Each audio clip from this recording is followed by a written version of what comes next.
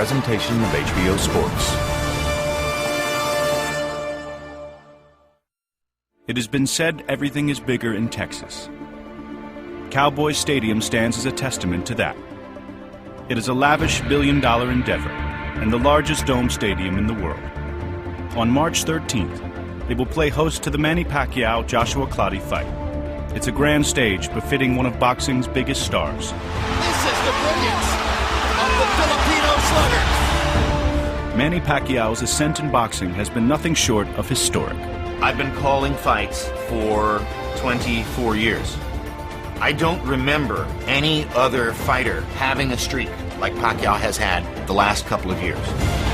Manny Pacquiao is annihilating Oscar De La Hoya. That is the most spectacular one-punch set of Manny Pacquiao's incredible career. We thought Manny Pacquiao was great. He's better than we thought.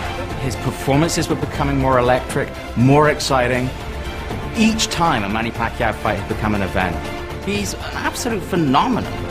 His journey has taken him from the impoverished streets of the Philippines to worldwide fame.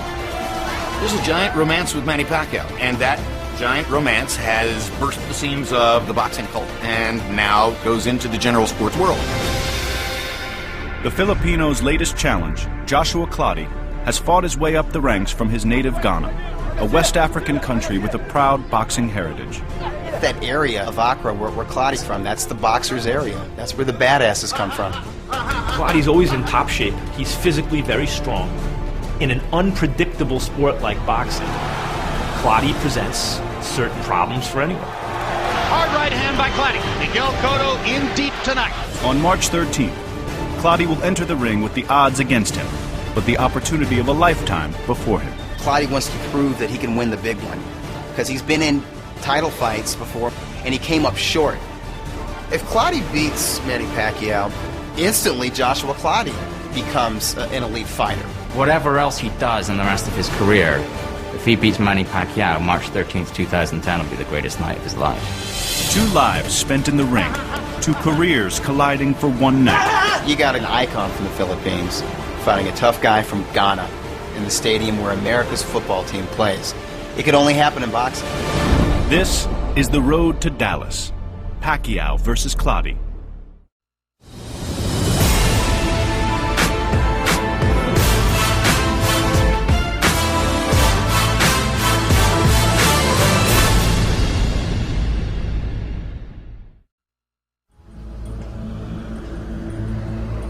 In January, 2 men sized up each other and the venue where they'd soon stand toe-to-toe instead of side by side.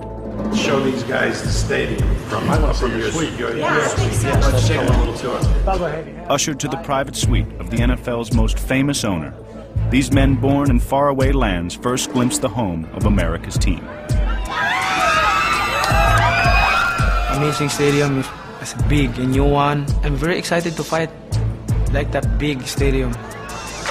While one man basked in the bright lights of celebrity, another retreated from their glare. For Joshua Clottey, the surroundings were as imposing as the challenge lying ahead. That was very, very beautiful. I never see a stadium like that before. I was like, wow, this is fantastic. Am I going to stand in front of this stadium and fight? You know, come on, it's a blessing.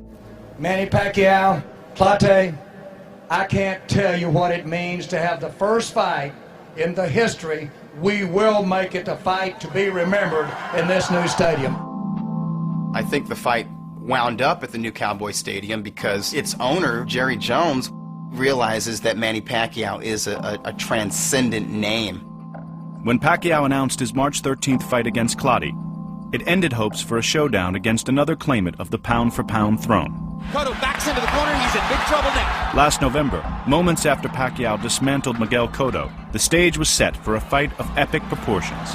The 50th win of Pacquiao's now legendary career.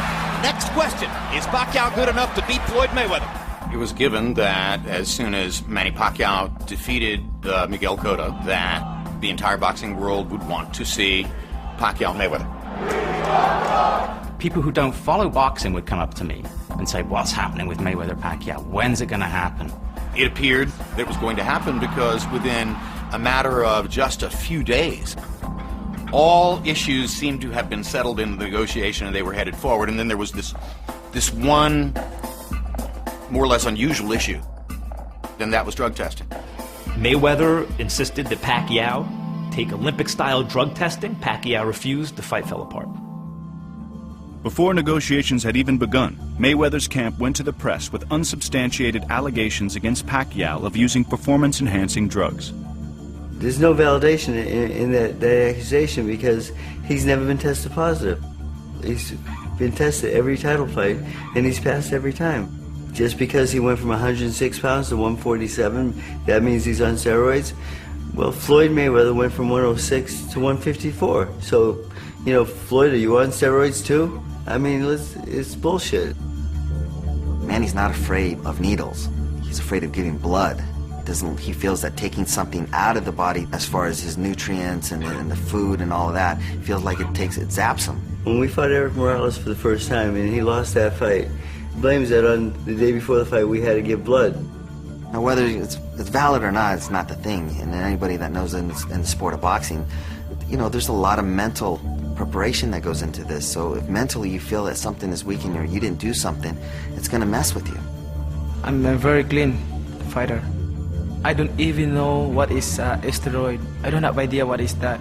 Because for me, hard work and faith to God, that's my energy every day. It was bad for boxing because everyone thought that the fight was so big, it had to happen. Everybody was talking about the fight as though it were made. And then, oh, hold the phone, folks. It's not going to happen. As Pacquiao and Mayweather's camps reached an impasse, the door opened for a lesser-known fighter from Ghana. Joshua Clottey had no idea that he was ever going to be involved. And then suddenly, boom, he gets the call. Here you go, fight this guy, the #1 fighter in the world, in this great new stadium. Millions, maybe billions will watch. 40,000 in the arena. Where you go, kid. Good luck. I was in Ghana, I'm not even thinking about boxing. I can't even sleep because I was like, hey, I'm fighting with Manny Pacquiao.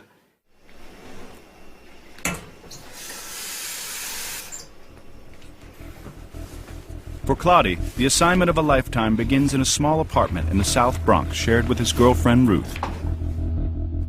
He came to the New York City borough 7 years ago and has grown accustomed to running early. Before dawn breaks, Clottey heads to work, an anonymous New Yorker with the streets to himself.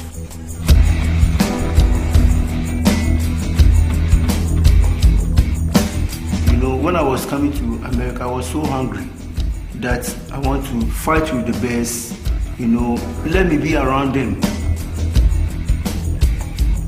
When they're talking about Shamusli, Pacquiao, Coro, Margarita, they should talk about Joshua. Despite a 15-year pro career, Clottey is a relative unknown among welterweight stars. But the chance to fight Manny Pacquiao can change all that.